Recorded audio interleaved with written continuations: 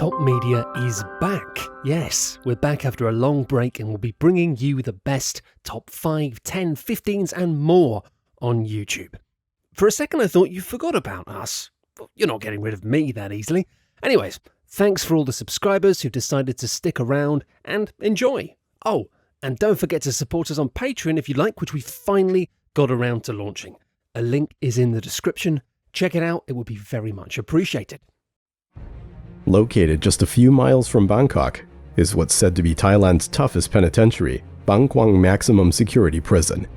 For the first 3 months of an inmate's sentence, they wear shackles, while the 10% waiting to be executed permanently wear iron shackles welded to their legs. No running water, open toilets and sewer system, 1 meal a day, and terrible overcrowding means disease is as likely to kill you in here as much as the inmates. Prisons are found in the more deprived areas of the world. La Santé prison in Paris, France, is said to be one of the most mentally disintegrating places you will find, and has one of the highest inmate suicide rates of any penitentiary. The ways in which the 100-plus prisoners have ended their lives include swallowing rat poison, forks, and even drain cleaner. With its long history of abuse and terrible rat problem, this is one part of Paris tourists don't want to end up in. Said to be the worst prison in America, a place for the worst of the worst, ADX Florence Supermax is where inmates from other US penitentiaries get put, should they continuously attack guards and other prisoners. Those housed here are kept in their cells for 23 hours a day. They have little contact with guards and spend the rest of their natural lives in almost total isolation. Cell fixtures are made from poured concrete. A black and white TV shows only educational and religious programs, and no natural light ever reaches the cells.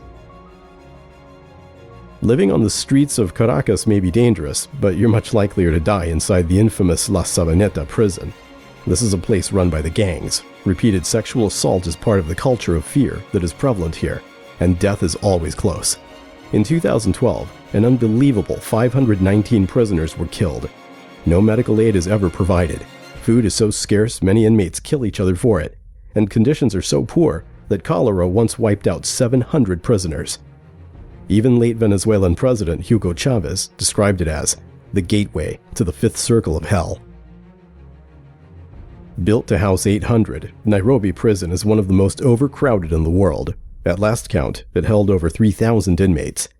The problem is so bad that some prisoners have been known to suffocate in their sleep due to so many being packed into one room. The sanitation, hygiene, and general living conditions are deplorable, and if disease doesn't kill you, the beatings and brutality from the guards probably will. Amnesty International once called it the most oppressive prison in the world and claimed that every action it takes is done solely to torture and dehumanize those within its walls. The prison has no above-ground access, with the only entrance being a small tunnel underground. Guards are known for their cruel behavior towards prisoners and have been known to cut them with axes, tie them up with rope and drag them to their death, and beat them with metal pipes. All inmates are tied up with heavy chains, and many's only crime was to participate in anti-government protests. Essentially a roofless brick box open to the elements, Gitarama Central Prison in Rwanda houses 4 men per square yard. There are no cells here, and it is so overcrowded that most prisoners are forced to sleep underneath beds, on open floors, or in corridors. Human feces fills the living areas, causing gangrene, which goes untreated. While food is so scarce, prisoners having been known to kill and eat each other just to stay alive.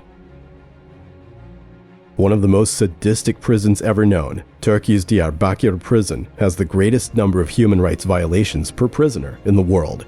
Its guards are said to be responsible for the deaths of countless inmates, and their methods of torture includes beatings, burnings with cigarettes, sleep and sensory deprivation, beating the soles of prisoners' feet, forcible extraction of nails and teeth, sexual assault, and violent, invasive examinations. Many prisoners attempt suicide in Diyarbakir rather than endure its regime. Hunger strikes and inmates setting themselves on fire are commonplace. One of the worst aspects of this prison is that it also incarcerates children as young as 13 for lifelong sentences. Although thankfully demolished in 2002, Carandiru prison in Brazil was said to be the most violent and deadly prison ever built. It was responsible for the death of 1,300 prisoners over its 46-year history. The conditions inside this prison were so bad that Amnesty International constantly campaigned to have it closed down. At its peak, Carandiru was the largest prison in South America, holding over 8,000 inmates. In 1992, a riot led to the eventual mass execution of prisoners by military police. 111 inmates lost their lives. Among the numerous problems of brutality, guard violence, sanitary conditions, and gang rule, the sexual assault inside Carandiru was so bad that at one point, 1 in 5 prisoners were diagnosed with AIDS, something which led to its eventual closure.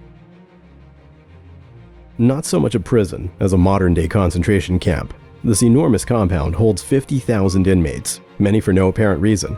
It's claimed 3 generations of any dissident's family, including babies, get imprisoned here, removing their roots entirely. Guards are instructed to regard those inside as slaves and to never treat them as human beings. They are permitted to kill any prisoner at any time, should they see fit. Daily life involves dangerous labor in mines, where many perish. Food consists of 6 ounces of corn a day, meaning many die of malnutrition. Any female prisoners resisting sexual assault by guards are killed. Yet, perhaps the worst aspect of the prison is the Auschwitz-style experimentation on inmates. This including families being killed with anthrax, suffocated by gas, poisoned, or being used as test subjects for bombs. No one ever leaves Camp 22. In 2012, following the defection of the camp warden to China, it was reported 25,000 prisoners died of starvation in a short period. The rest were supposedly moved elsewhere.